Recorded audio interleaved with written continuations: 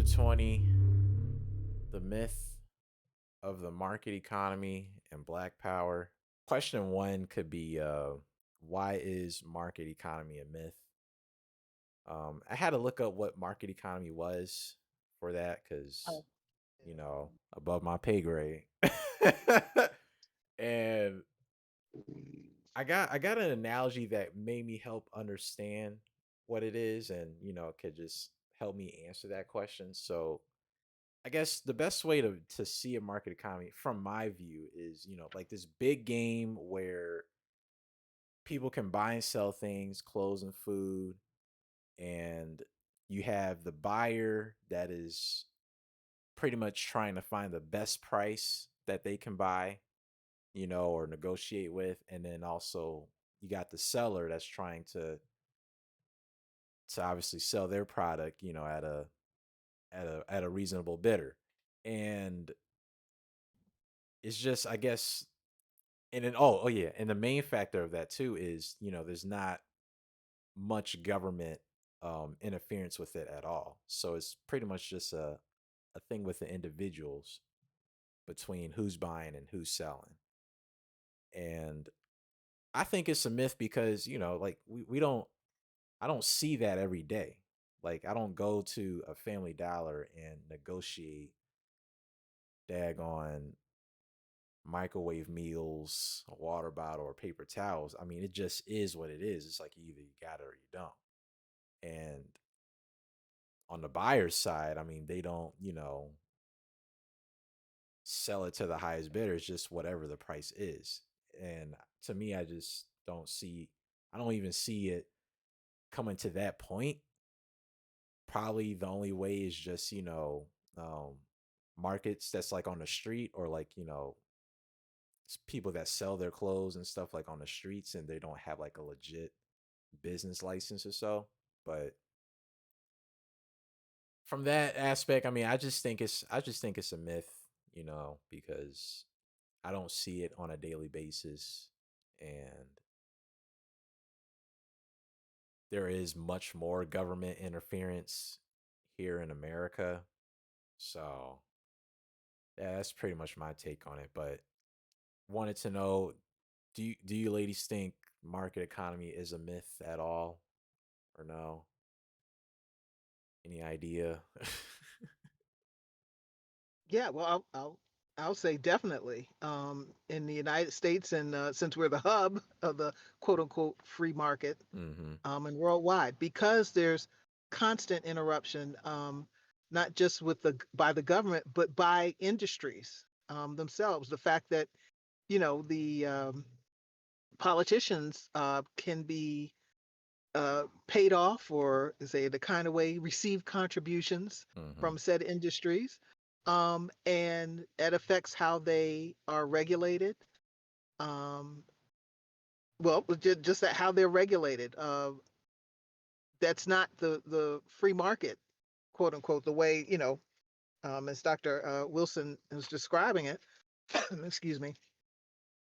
Anytime you can have the amount of manipulation and I guess directing the resources, the financial and human capital, the way that can be done in this country and is done in this country. It's not free. That it's not that description that Dr. Wilson provides throughout the chapter, going back to the say the laissez-faire, Yeah. um, yeah, market and laissez-faire economics.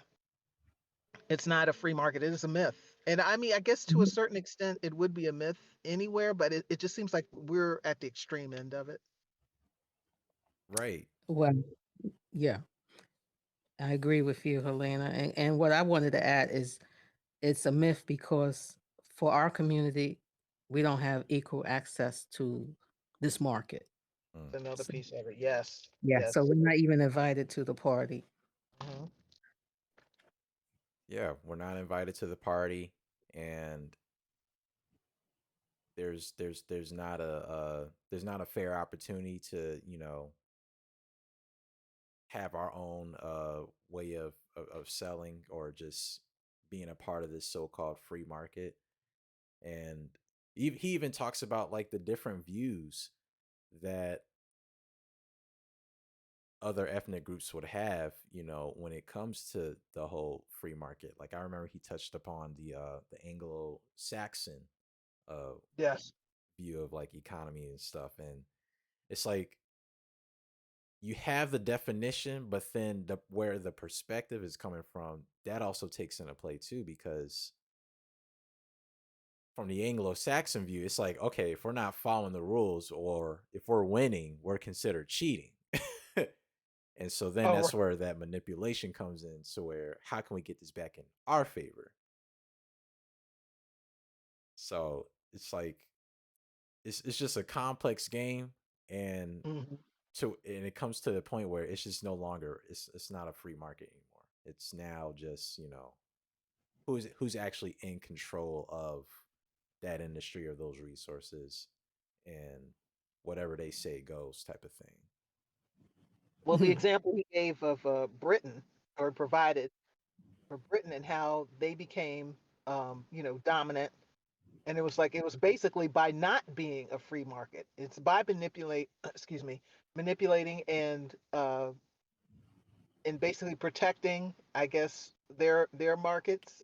Mm, Their markets weren't open to everybody to just come in and do what they wanted to do. But mm-hmm. once they achieved dominance, then it was like, okay, we want other markets to open up. So then the free market term, and that became, what they were preaching to other countries to get them to open up their markets. And I guess pretty much felt like they were immune from losing their dominance.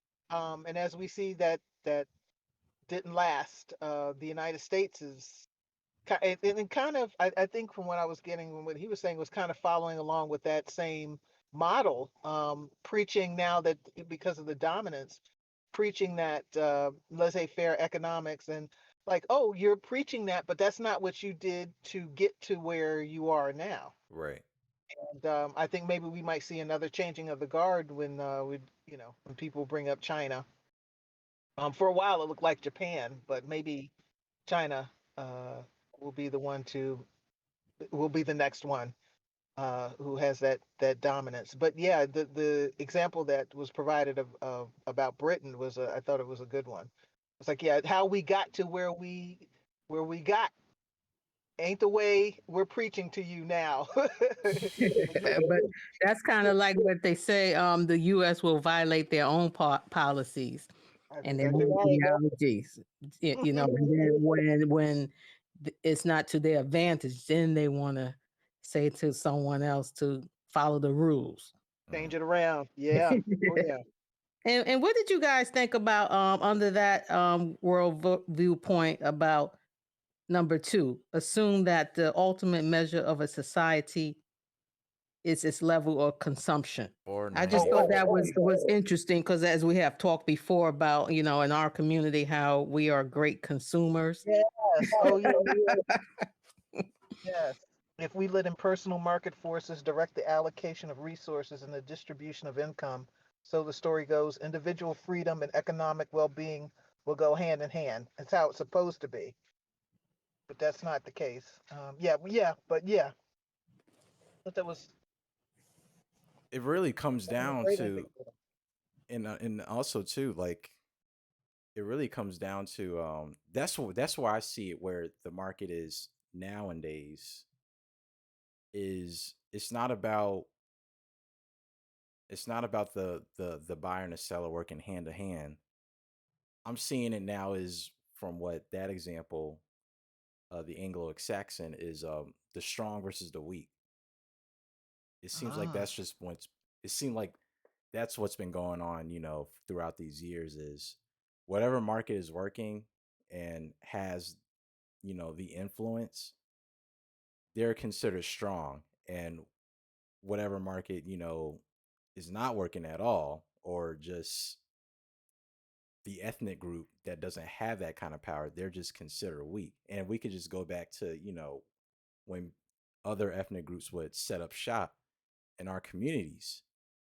and having that power to dictate the price obviously seem reasonable, for us, but Mm. then over time, they'll raise it up or so, just depending on the situation, because that those people that run the business, they got to eat, they have families and things like that, and depending on where the economy is, if their infrastructure is going to become more expensive, then they have to raise the prices on their product.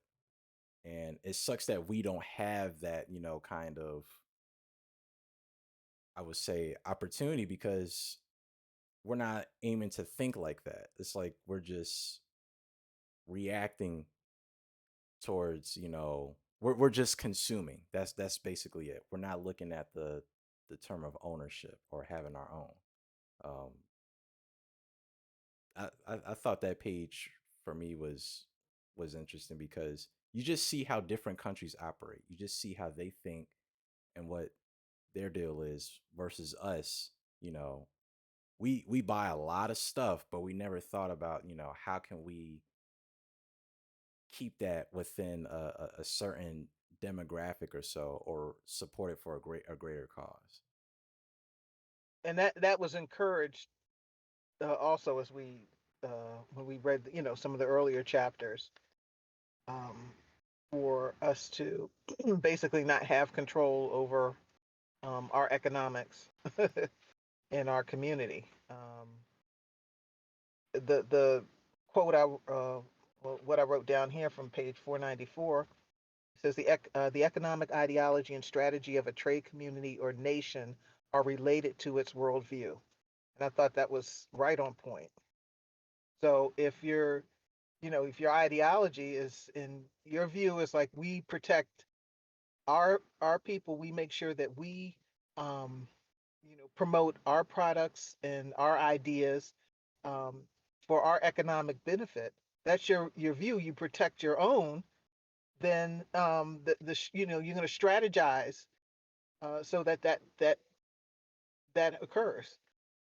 And I was thinking of when he was talking about the well, not in this, but the aliens that are in our community, is what in which you were mentioning, underrated about folks having stores in our community, and their worldview is to make the money wherever they can, and keep it as much as they can for their people. And if we allow them to keep 100%, they're going to keep 100%. It ain't going to be like, oh, I'm going to have a little, have be in my fields for you Mm-hmm. because you've been through a lot in here. Let me give you a little bit just because I see that you're suffering. It's like, no, I'm gonna take every penny I can. Their view is we protect our own. Not that we love you all, and it's not the view that some of our folks have is open arms to basically everyone. Right. So they strategize accordingly. They do. And I think with Amos Wilson, to tie into the chapter as well, from page 500 to, I believe it was 507, Hmm. he gives pretty much, I guess, a strategy as to how African Americans can, well, we should follow the same similar strategies that, the other countries are going by in terms of entrepreneurship and pretty much, trying to gain dominance in the economy. And one of the first things that he mentioned is perceive itself as a nation among nations. And again, it just ties back into nationhood. It's Mm-hmm. like, if we're going to talk about having, like, today's live stream, an investment fund, or having, so-called buying black, and and daggone wanting to circulate the dollar and stuff, and just build these mom and pop shops where we can all support each other. We have The first thing that has to happen is we have to act like a nation, and in order to act like a nation, we have to have one.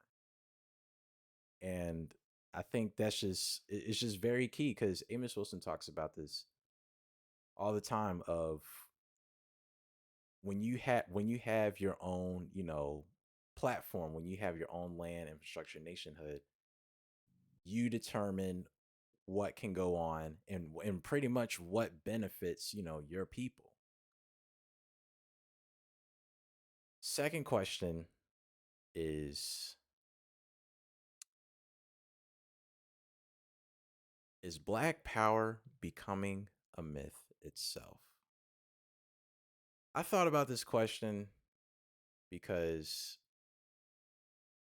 now in these days, and I'm pretty sure, even back in the day, well, not way back, but probably late 90s, early 2000s or so, we always hear the catchphrase black power. Black power, hold the fist up, you know, cause I'm blackety black, cause I'm black, just everything. And and it's like the more I'm hearing about this term, or the more I'm hearing about the word, and just looking at where reality is, obviously, I'm still keeping hope. I'm still keeping the hope alive because it's not that complicated. If we all get together, like-minded folks. But I would say, is black power becoming a myth itself here in America? That should be the question. Here in America, is that Here in becoming a America. myth I was going itself? to ask you, yeah, if you were talking in general in this country or, yeah. Yeah, because Mhm. no, I was just going to say because I think it's becoming a myth here because over the time is we're not taking ourselves seriously, and things are just, it's just being passed by. It's like passive aggressiveness, I guess, where whatever's happening to us, we're instead of, looking for justice or actually coming with a realistic solution, now we're wanting to, put on social media and make a joke about it, make a song about it. And as funny as people may think it is, or as crazy it is to make it a joke, or just anything, or just the cry for help, nothing's being done. Mhm. And the further we go, I mean, it's like I don't know how deep the rabbit hole can go, and I don't want to go down that rabbit hole at all. But what do you ladies think? Is black power becoming a myth itself here in America? That's the question. Ooh, that's a loaded question. But I would have to say I don't see it so much here in America because I think our community has become so desensitized to the violence that we see. Mm, And I think that's part of it. People have become demoralized. I think that's a huge part. yeah, that's a great point, Ethel, because Yeah. I would say that's definitely one of the ways that I guess is hindering I guess that's hindering a lot of black people to want to stand up for themselves, is because what happened in the past, seeing the murders or the aftermath of it, um also just And with all the leaders like Martin Luther King, Malcolm X, mhm, it kind of goes back to in slavery how you take a powerful man and Yes. you murder him, and Yep. the psychological warfare Yes. is what stops people in their tracks. right. Absolutely. That's another great point. I think it's the effects of the physical and the psychological warfare. It's people the way they respond to it. Our folks has been Either some people, they kind of decide, okay, I can't beat them and join them, and they do everything they can to uh, talk mess about our community or do things that are, completely the opposite of what you would do if you really loved your people.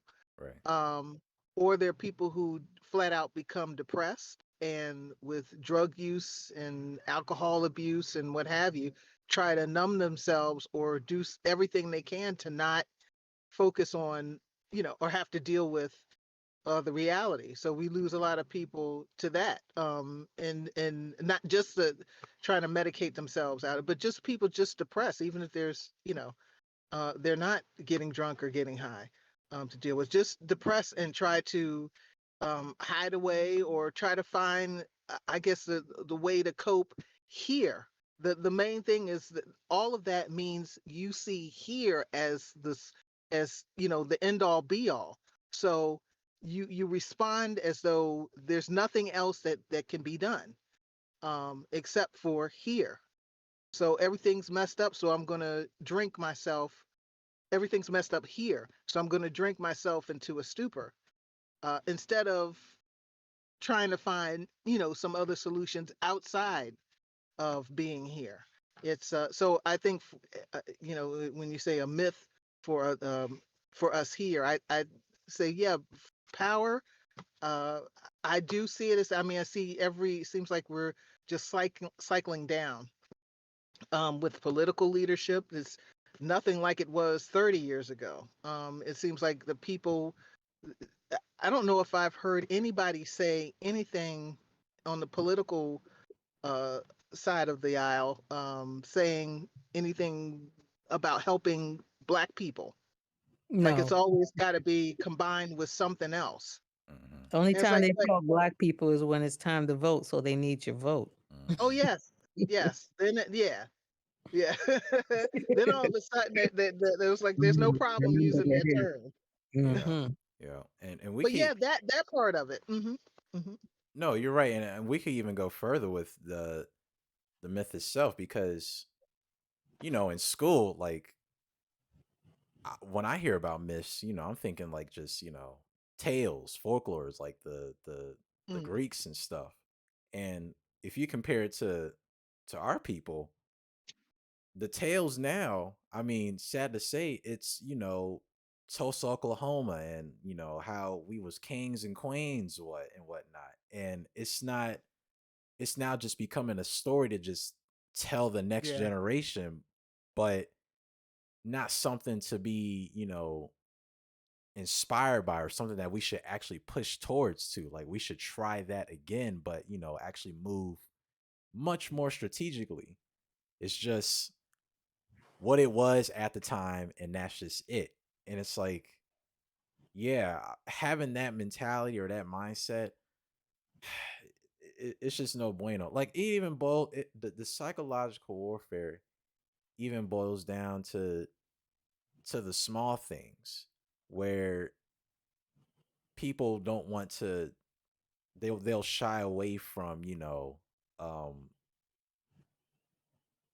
the history of black hmm, people. So like if they hear someone that's non-African talk about a situation that obviously involved in our ancestors, and they know that they're wrong, they're just kind of like well, co-signing with them instead of really like sticking up for that. And I mean, I'm not going to be at the point where I'm at my job just, I go up in the elevator, I'm like, "Hey, I'm a black nationalist." Like, no, I'm not. I'm not doing no, It's definitely not my intent, but if it does come down to it, not to I'm like just like Hollow, like don't bring me in that conversation, if you know me or what's going to be what's up. Like just yeah, don't. Like so there's just that piece of in the past, it's just it's becoming this tale instead of why don't we just take what we have learned back then and actually, become better and Mhm. do something, that is that's not going to be in the result of that. Like I don't think I don't think that I think people are just I think people are getting it all wrong. I think they're getting it all wrong. And like, okay, if someone is taking this stand and they are wanting to help their own people, the result is they gonna get shot. Like let's Well, let's some of it. Mhm. let's calm down about that. Like underrated They're gonna mind. kill us. They're I gonna ain't kill going us. to right. I ain't going to get shot just because I had a BAIO chapter in Atlanta, and then all of a sudden, somebody said, "Get my hand out my pocket." Pew pew. Pew. Like, like, can we relax? Yeah, that is the extreme end of it, isn't it? Right? But Like, I, I think a piece of that though is maybe not even not going that far, but uh, genuine confusion, because you mm, have folks out there, especially with the explosion of social media the past 10, 15 years, mm-hmm, um, that get uh, get a nice chunk of change by either clowning on our community, mm, um, saying they're empowering our community and bringing and promoting things that really don't empower our community, um, promoting not doing anything for our community, basically trying to fall in with everybody else, and somehow that's supposed to be a positive. I mean, there's just three things, but in general, just there's there's too much out there, sowing confusion, entertainment mixed mm. in with, okay, let me give you a little empowerment here, and that's treated like, oh, something on the side. That's how you're supposed to deal with it. Like, oh, I Right, heard my favorite person on YouTube saying, I'm going to give you some tips on how to increase your income, and that's supposed to be, the way we solve things. And it can't just be that you're having a little more money in your pocket.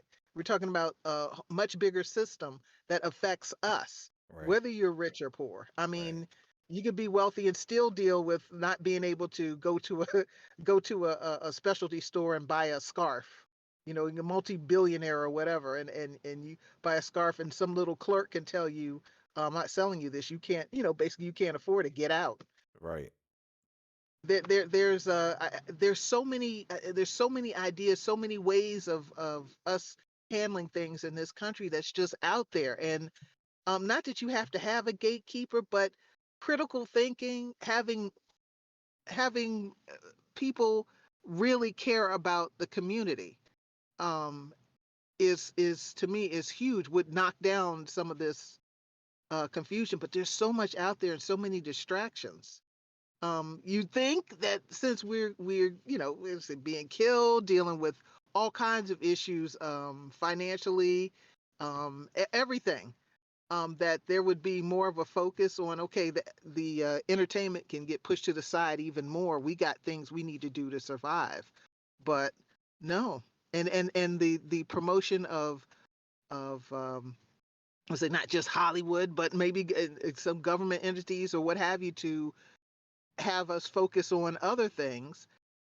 It's like, okay, we need to discuss with each other, Yeah, uh, how we, without everybody else in our business. And some of our folks don't think that way. It's like they got to hold hands with everybody. It's got to be a coalition with everybody. No, we're talking about our people. We're talking about our people. So I mean, to circle back to the myth, say, is Black Power probably is it a myth? I think at this point in this country, it's you know, I don't want to be negative, but from ashes to it's too late. ashes, dust to dust. Yeah, yeah. I think it might be too late for there's got to be a massive turnaround in mindset. There really does. And I mean, with everything that's happened and we're where we are right now, I just don't see, I mean, I see just a chunk of us breaking off and being able to push on, but Yeah, that's it. I I agree because I mean, with the BAIO, it's only so much we could talk about what needs to be done because we already know there. I like how Hollow said there's really no more content that we should produce, honestly, because Mhm.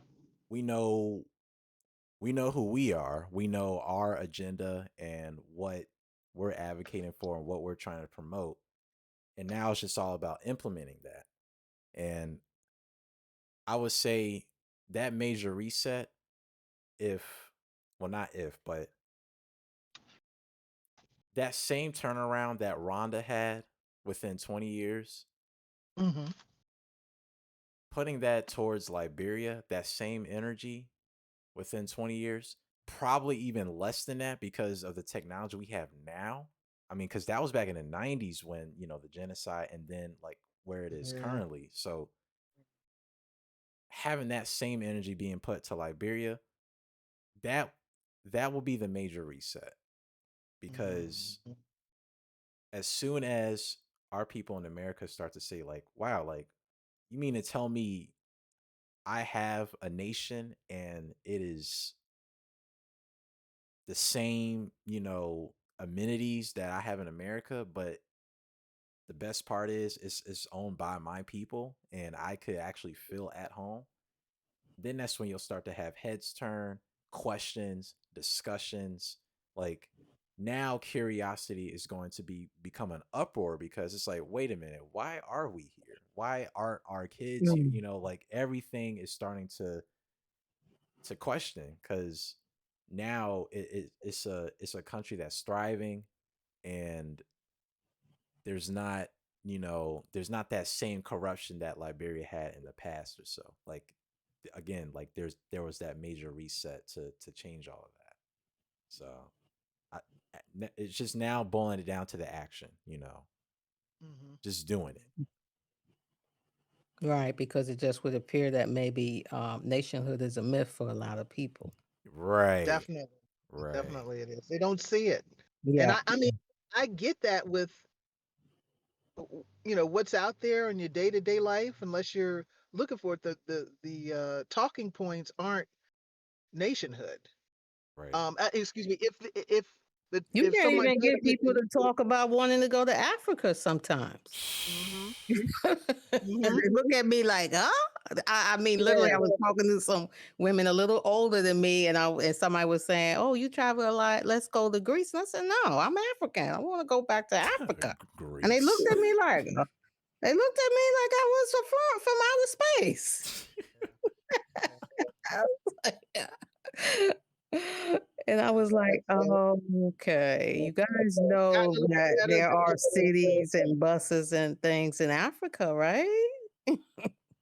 yeah, that's definitely still a thing with some of our. I mean, and again, that goes to that psychological warfare. It has worked. We're talking about generations. Mm-hmm. So unfortunately, with us being killed easily by folks who are supposed to be protecting the public, um, and other things. If it's violence amongst each other, if it's violence from other people, I mean, it hasn't shaken enough people to think that way. Like and every now and then I'll hear somebody say, "I just need to get away from Mm. this situation or these people or this or that or whatever." But Mm-hmm. it doesn't go to a nation where to outside of fantasizing. It doesn't go to really thinking of, okay, how can we do this? Right. How can we? Yeah, it doesn't really move to that.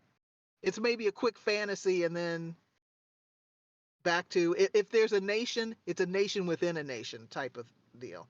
We get some land, we have our own, we grow our own food, we have Right. our Oh, own we keep schools that. and what have you, but you're still in the middle of, Mhm. of Yeah, this we got to get situation. it in America. Yeah, yeah, you're still here. And because what I get is, oh, but it's dangerous someplace else. Yeah. I would, you know what So you're that not even going to make an attempt. Like, okay. I'm it's like, but it's so funny that you mentioned that, Ethel, because I was talking to somebody and they had brought it up to me out of nowhere, and they said, oh my goodness, what did they say?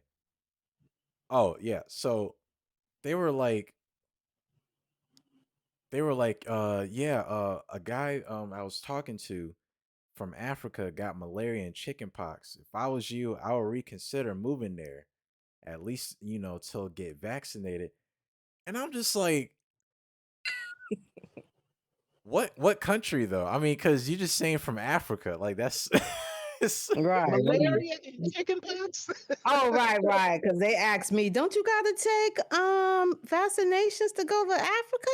And I said, it depends on what country you go to. The same way Right. you have vaccinations here in America. I'm What are you like, right? talking about? Did we forget about the pandemic 2020? Like, what the? Yeah. I'm like, really? And I was waiting for them to ask me, have I been to Africa? They never asked me. I was just like, okay, I would tell you I've been there and I came back alive. Oh my goodness! Like, they're just like, I don't know. I mean, malaria and chickenpox. It's like, what? Like, did we forget what happened here? Things have Wow. shut down. They don't even Yeah. think about it. It's like it's the ultimate danger. Everybody else is over there, y'all. You might want to take a cue. Right. Yes. I don't know, but And I always tell them, I said, listen, when you check the cities, the most dangerous cities in the world, Baltimore is at the top of the list. wow. I said, I don't live in Baltimore, but I'm 20 minutes from that place. So I said, come on now.